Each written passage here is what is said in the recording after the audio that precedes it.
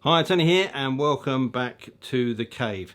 Now, I've been a long-term user of a GoPro. In fact, when the channel started, that was literally all I used to film on.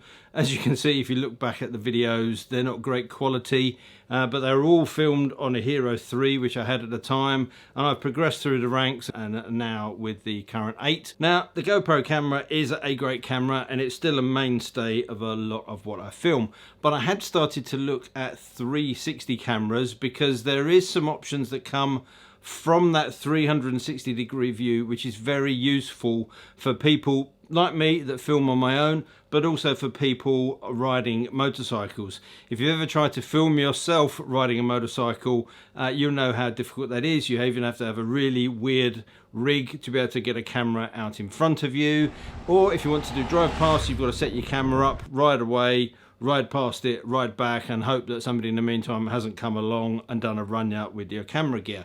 So the ability to be able to get a different perspective with a 360 camera sparked my interest, and it was Insta360 which seemed to be taking a little bit of a march on the marketplace. So I ordered up one, and this is the 360 edition. So this is a modular camera and we'll talk through that, but I ordered the one which just has the 360 camera so I can have a play with it, find out what it can do, and let you know exactly what that is.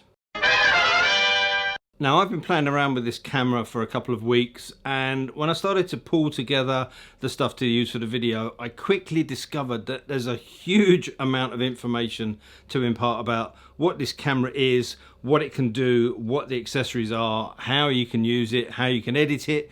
So I thought, instead of trying to squeeze all of that into one video, which could get quite long and quite tedious, I thought I'd break this up into a series of videos. So this one is to look at essentially what the kit is, how it goes together, what's available, how it's priced, and I'll let you guys drive that as well. So this gives me an opportunity to give you a brief overview in this video. You can then, in the comment sections, let me know what bits you're interested in, what bits you want to see covered, any questions you have about how it operates, how it can be integrated, all that sort of stuff. And then in future videos, we'll try to make this as interactive as we can, and hopefully that's good for you. And it'll also mean that I'm probably going to look at angles of this camera which I may not necessarily have thought of myself. Now, the Insta360 One R is an interesting proposition as a camera because of its modularity, especially when you put that up against something like the GoPro. Form-wise, they're pretty similar in size. The Insta360 is a little bit wider, the GoPro Hero 8 is a little bit deeper. They weigh roughly the same amount. The beauty with the GoPro Hero 8 is it now has the legs built in, so you don't need a cage. The Insta360 is also waterproof to 5 meters, but you do need to put that in a cage. So it's kind of going back to what we used to have to do with the Hero 7. But there are options. There is an extended battery pack that does have the same built-in mount as the GoPro, but I think this camera might add a lot of flexibility because as it sits at the moment, that's in 360 mode with the 2 lenses front and back. You've got the screen on the back. The red section at the bottom is the battery. So as you break that apart, that's your battery that comes off in one piece. So that's the core of the camera that's got the screen. That's your 360 camera. If you buy the twin lens edition, you'll get a 4K wide angle action camera as well as the 360 camera. Unfortunately, I haven't got one of those to show you, but you snap that on, put the battery back in place, and you've then gone from a 360 camera to a 4K action camera. Now, if you want to do that with the GoPro, you're going to have a standard Hero, and you're also going to have to hire the GoPro Max. Now, obviously, that means you've got 2 cameras, so it's going to be more expensive, but by the same token, obviously, you've got 2 cameras, so you can put those in 2 different positions. That's a good point. Because it's a much smaller form factor to carry around, you're not going to have so much kit. And there is also another camera element that you can add onto this, which uses a bigger 1-inch sensor and has a lens which is from Leica. That offers much greater clarity and will also, with a bigger sensor, obviously be better in low light conditions. That is, again, quite a big jump up, and to buy that section on its own is not far off the price of buying a GoPro standalone. But I don't want to make this video a pure comparison between this and the GoPro. We've got plenty of time in other episodes to look at how they compare. This, as it stands, for me, is a really interesting proposition, and I've had a lot of fun using it up to now. So the camera in its case doesn't add a lot of bulk, but let's talk about what this can do. In 360 mode, this will capture 5.7K footage and can be output in either H.264 or indeed H.265 codecs. If you want to use the 4K lens on this, you then get 4K footage at up to 60 frames per second. In 360 mode, if you drop it down to 3K, you can shoot in 100 frames per second.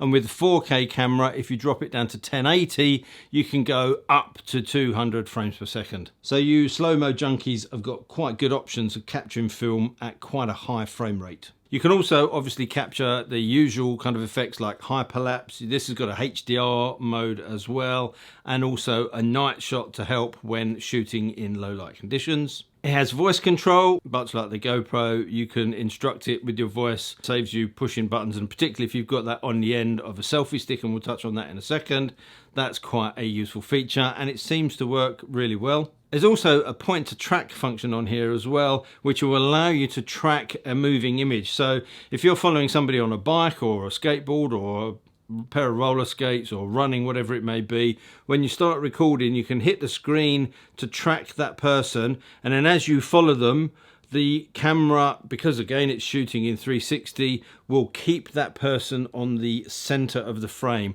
and that means that you don't necessarily have to be continually looking at the monitor to make sure you're getting that person in shot. You can concentrate on what you're doing and what's around you and know that that's definitely going to get them in the middle of the screen. When it comes to editing, again, you've got a lot of options. This has really been built, and the software behind this has been built to enable you to edit this on mobile devices. So your mobile phone or your tablet, you've got the Insta360 Studio or the Studio app, which gives you really easy, very intuitive editing options on this. Now, this mobile editing I think is really interesting because it gives you the option to be able to get footage from this camera very quickly out onto social media. You can connect the device to this, edit that footage on the device, send it up to whatever social media platform you want, and you're good. And because of the way these files are structured, it's a non-destructive process. So that edit that you've made to that thing and you've put up won't affect the raw file that you've got sat on this machine. So you can do as many edits and as many different viewpoints from the same piece of footage as you can without destroying the integrity of that original footage. There is also a desktop app which I've been using on my Mac. It doesn't work particularly well on my Mac. Maybe it's a little bit old. It's a mid 2015. I probably need something a little bit more powerful to run that. It will work, but it's a little bit slow, a little bit jerky. Insta360 have produced a plugin for Adobe Premiere Pro. So if you're editing in that, you can install the plugin, you can pull the footage into that, and everything that you do on the mobile app or the desktop app, you've got that flexibility to do within Premiere Pro, as well as everything else that Premiere Pro offers. Sadly for me, I use Final Cut Pro for my editing, and there isn't at this stage a plugin for it. So I've been using either the mobile option or the desktop option, getting the final edit to how I want it, and then exporting that and dropping it straight into Final Cut Pro. Now, there was one accessory that I picked up, and that is the selfie stick.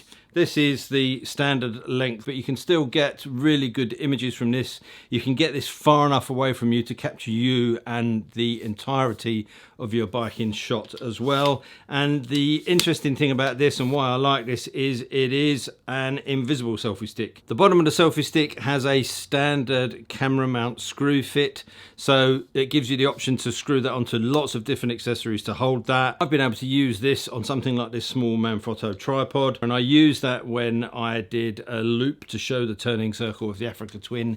And because this is a standard camera size screw thread, you've got lots of equipment out there already in the marketplace to be able to set this up and mount it. And that's actually one of the things I quite like about the company behind this. They haven't tried to reinvent their own mounting system.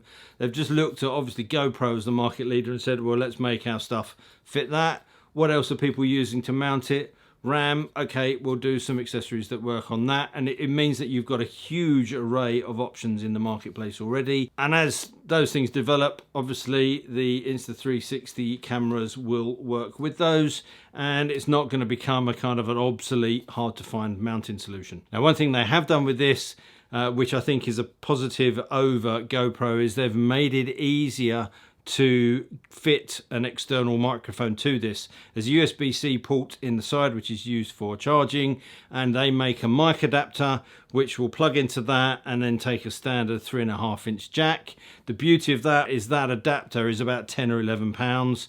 If you're using a GoPro Hero 7, which I do, I had to fork out 40-50 quid for the GoPro adapter. Now, it works well, but it's quite bulky and it's quite expensive, and I had to buy another case to be able to fit it in there properly. You can also connect Apple AirPods to this and record to those and use those for monitoring as well. So I don't want this to sound like an Insta360 advertisement, but as you can see already, there's so much to this camera that I can talk about that I didn't want to do that all in one video. So last thing I do before we leave you with some extra footage from this camera is talk about the pricing. I have the 360 edition standalone, so that means I've got the battery, the core mod with the screen on, and the 360 camera, and that retails at $419.99. But the one thing I've noticed looking at the Insta360 site is they're very good at putting bundles together. So if you want to buy this and include a selfie stick, the price comes in at £434. The selfie stick on its own is £22, so straight away you're getting a saving buying those bundled together. There is also the option to buy this 360 camera with the motorcycle kit, and in that you will get the motorcycle bundle, which is a clamp and various mounts and bits and pieces,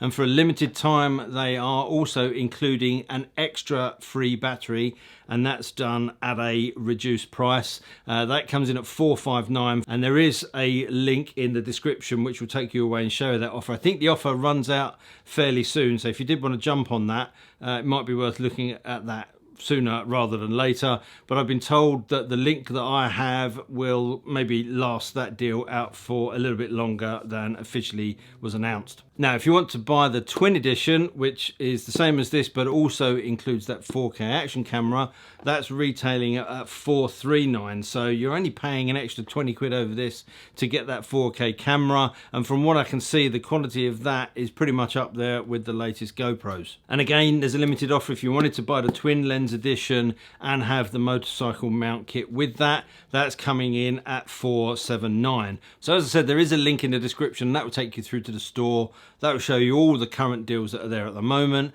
and obviously any other new deals that come in going forward, they'll be available through that code as well. And I'll be open and honest, that is an affiliate account, so any purchases made through that account means that I will get a small amount of kickback in terms of commission, and that money is just something that I'll use to help kind of fund equipment and stuff so that I can continue to bring you content on the channel. So as I said, this is just an introductory video to show you the camera, what it's got in the box, what options there are, what it's capable of, and some sample footage. As we go forward in the series, we'll tackle some of those other bits, whether it's particular effects or how to mount it or how to edit it, but I'll let you guys drive that to a certain extent. So whatever it is you want to see, whatever you want to know about, let me know in the comments below.